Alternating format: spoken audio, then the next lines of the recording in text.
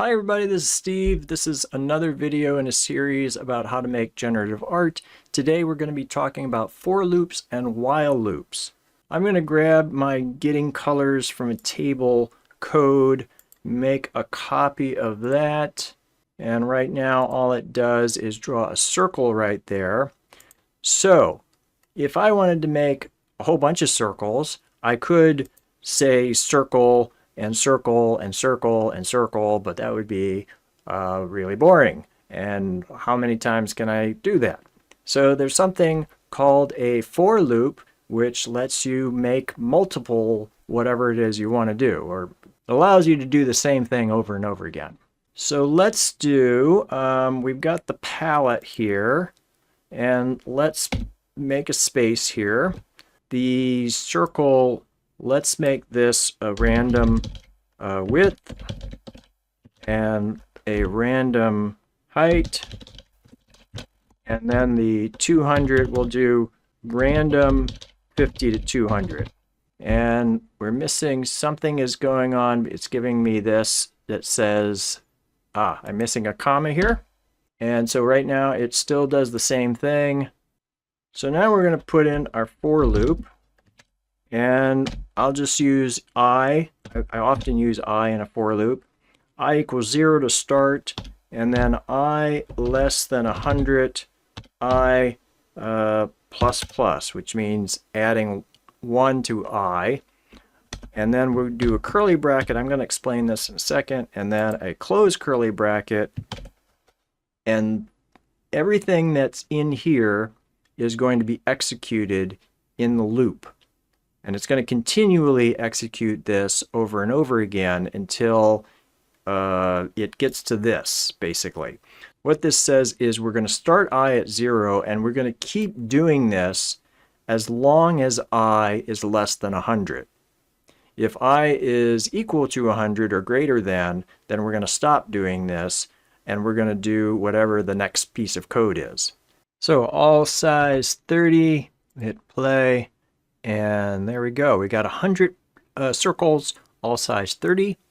We could put 1,000. There's 1,000. We don't have to start with 0. We could start with 3 if we want. Doesn't matter. Let's put this back to 100. And we also don't need to just add by 1. We could say plus equals 3, which, if you remember, is the same as saying I equals I plus 3. So we'll hit play, and now, let's see, 100 minus 3, whatever that is, 30 something. And we also don't need to count up. We could count down. So if we start at 100 and then go down to 1 or 0, and then we could subtract minus minus, but we need to make sure that we switch this to this. Right now it's less than, we need this to be greater than. So now it's going to go 100 to 99 and continue until as long as I is greater than 1. Now we need to be careful with these loops that you don't get into an infinite loop. Because if I had done this and ran this, this would cause an infinite loop. Actually, I think this one would just not run at all, because it would continue running as long as I was less than 1. And this is already not less than 1. So I don't think it would run at all. Let me try that. Yep, it didn't do anything. But let's say we were doing I plus plus, and we put this to greater than 1.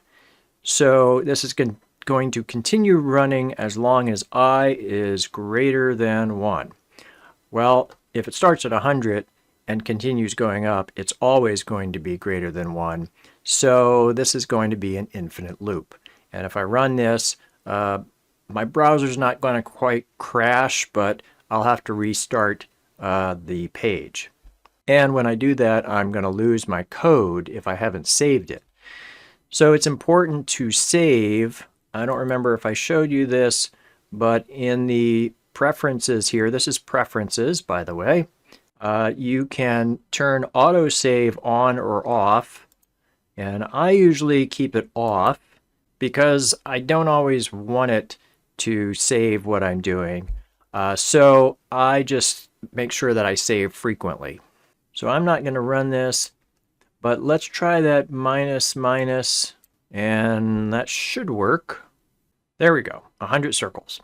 Now we could also use this I in here. Let's say instead of this being 30, we said this radius is going to be I. So it's going to start at 100 radius and it's going to go down to 1 radius. So let's hit play and we get balls that are decreasing in size.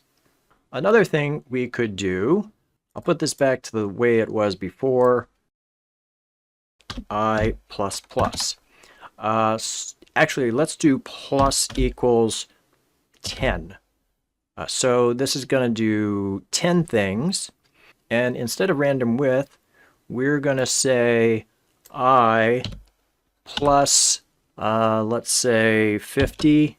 So it's going to go 50 from the side before it starts making circles. So we'll hit, actually, let's not have this re-random. We'll do 200 for this and hit play.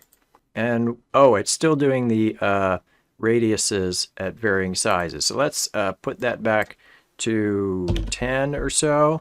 It's not giving me as much space as I would like. Let's do plus equals 20, and we'll make this something like 300. Play. There we go. That's what I was looking for. So we got some circles in a row. And if we want circles going down, we can just switch this to I plus 200. Actually, if I just run this now, we'll get a diagonal. There we go. And if I just say 50, it'll go down. So that's pretty cool. Now these loops can be nested loops. Let me show you that. So actually, let's, instead of I, let's change these to x's, I think. We'll start with x equals 0, x less than the width, and x plus, let's say plus equals 30. Then we're going to do another loop inside this loop. For y equals 0, y less than the height, y plus equals 20 also, and then curly brackets, and we have to put another set of curly brackets down here, and we could do a tidy code so you can see the indentation of this. For the circle, let's do the circle at x comma y, and we should get a bunch of circles in a grid format. So that's pretty cool. We could make these into rectangles, rect, and we get something like this, which looks very nice. Let's make them maybe 20 to be the same size as the space that we're skipping. Let's make this a little more sophisticated. Let's say we want a frame around this. We don't want it going all the way to the edge. Let's define a frame as 20, or no, make it a little bit bigger, or do 50. And let's define how many we want across, how many squares we want across. So I'll call that num across, and let's say we want 10 squares across. So we can figure out the size we need. I think we need to do size 1 or something, because size is, I think, a reserved word. Size equals, so we're doing the size of the rectangles. If we do the width, subtract from that the frame times 2, because we want a frame on both sides, and then take that, we'll put parentheses around that, divide by the num across, and that should give us the size. So now, if we start at frame, and we continue until we get to width minus frame, and we're going to go x plus equals size 1. Now we'll repeat that for the y. Height minus frame, and y plus equals size 1. And let's run it. And now we have some nice evenly spaced, let me think about that. Let's count these. 1, 2, 3, 4, 5, 6, 7, 8, 9, 10. Num across is 10. If we wanted to say num across 15, now we have 15 across. Now I'm not changing the size here. Let's change the size here to size 1.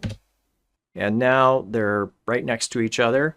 I could make this say 7. And we got 7 across, 7 down. Let's say we want some gap here. So we could say size times 0.9 so that we always have a bit of a gap. And let's just ramp this up to say 40. And there we go. Before we start our loop, we'll say no stroke. Go, and that looks fine. Let's do one more thing with the for loop. I've already filled this out. I've got no fill. We're going to do a stroke of 0, so that's black. This is still RGB mode, but we're going to have an alpha of 20. If you only do 2 things here, the 0 is going to take the place of the R and the G and the B, and then this is going to be the alpha. It's the same with the HSB, I believe.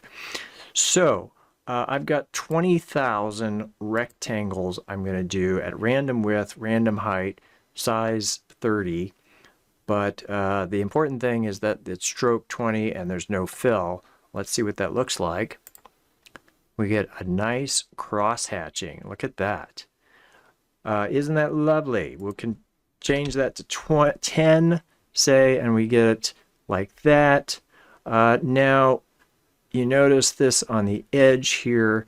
So what we could do is we could do this from random negative width times 0.1 to width, and this from negative height times 0.1 to height. Let's see if that fixes it.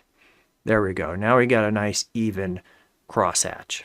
I wanted to show you a few pieces of art that use a grid system. This is my piece that uses grid. Here's a grid. This is sort of a grid. We can look at this piece of mine, and this is also a grid. We can look at some NFT art that I've collected. This is a grid right here. Grid, grid, grid here. Looks like it's using a grid, at least partly using a grid. So is this one. Grid, this one's a grid. Here's another one. So lots of examples of grids in generative art. We still have to talk about the while loop, which is similar to the for loop, but different. Let me just comment out all of this, and I'll do the while loop here. So this starts with while, open parentheses, count. We need a counter for this. As long as count is less than 100, then do this thing in here. Let's say it's going to get a color, make a rectangle. I'll copy this and we'll uncomment this. Oh yeah, if you want to uncomment several things at once, you block it in and hit Control and then the slash. And you can comment out or comment in things that way. So we're getting a color. Let's put this back to 255. Let's just make these back to random like they were before. And I'll make them all the same size. So we'll hit play. Got an error message. What does it say? Count is not defined. I didn't define count before I put it there. So we need, let's do count equals 0. And now we hit play. Oh, I'm going to get into an infinite loop here. I almost did, because I'm supposed to do count plus plus. Otherwise, it's always going to be less than 100 if I hit play. So let me tidy the code and we'll hit play. And there are our 100 rectangles. And if I said as long as count is less than 1,000, it's going to continue make 1,000 rectangles. But it's very important, of course, that you have this plus plus, otherwise it's never going to exceed this number. So usually the for loop is better. That's what I use most of the time when most programmers are using a for loop. While loops come in handy if you're doing something like circle packing. You're trying to fit as many things into the space as you can, and then you're counting how many attempts you made to fit circles into the space. So in that case, you would use a counter and you would use the while loop. Another thing we could do with a while loop that I've done before is when I'm getting the color, sometimes I say, well, I don't want to get the same color as the color before, because let's say I'm putting one shape on top of another shape. Let's comment this out, and I'll comment the for loop back in so I can show you that. But let's say we want also circles on top of the rectangles. So we could do circle x comma y comma, let's do size 1 times 0.5 so that the circle is smaller, and we get this. Now notice it's starting in the top left corner. That's because our rectangles are not using rect mode center. We didn't set that. So let's come up here around this spot and we'll do rect mode center. And there we go. We got circles on top of rectangles, but notice that the circles are all the same color as the rectangles because we didn't get a new color. So we could get a new color, copy this, paste, and go again. So now we have circles on top of rectangles, but notice that sometimes the circle that it gets is the same color as the rectangle. We can fix that with a while loop. First, we need to say something like col equals, and we'll get rid of this. So we're getting this number, putting it into a variable, and then we're getting color, and we get col. Okay, so we have a color for the rectangle, and we know which number it is. So now we do a while loop. While, let's say this is going to be new col equals floor random. What's going on? I got something is not right. Oh, it just doesn't like this. Let me comment that out. Now we're going to need to declare our new col somewhere. So let's put that up here. New col, and we'll just say it equals 0 for now. While col equals new col, in something like this, if you're using the equal in programming, you have to do 2 equal signs, which I know it's weird, but that's what they make you do. While col equals new col, then, and we'll tidy that. So as long as the current color from the rectangle is the same as the new color from the circle, we're going to continue trying to get a new color. But then we need to get color. So let's do that. We'll copy that. And instead we're getting the new color. So new col. There we go. All right, so let's hit play. There we go. Now we have circles on top of rectangles, but the circles are different colors from the rectangles. Now I notice these rectangles, these squares, don't go all the way to the edge. We have a gap here that we don't have on this side. So we could fix that as long as width minus frame. Let's try adding a 1 here. There we go. And we'll add a 1 to this one. There, fixed. All right, that's enough for today. Your homework now. You've got a new tool. See what you can do with it. You've got all sorts of different shapes you can try, different sort of grid patterns. I don't know what you're going to do, but try some stuff. In the next video, we're going to be looking at if statements. If you like this video, give it a like, subscribe, comment. Thank you for watching. I will see you in the next one. Bye.